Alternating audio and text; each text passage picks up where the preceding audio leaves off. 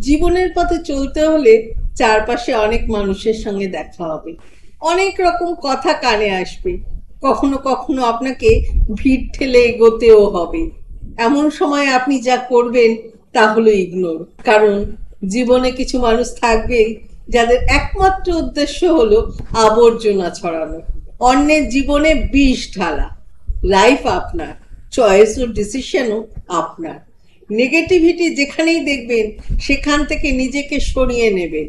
এটা দুর্বলতা নয়, বরং নিজের মানসিক শান্তির প্রতি দায়িত্বশীল থাকা।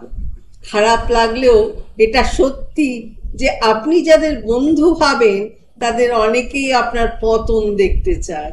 সহানুভূতির মুখোশ পরে তারা সুযোগ খুঁজে বেড়ায় আপনাকে আঘাত করার। তাদের সেই সুযোগটা দেবেন না। অপ্রয়োজনীয় তর্কে যাবেন না, কারো কিছু বোঝাতে যাবেন না।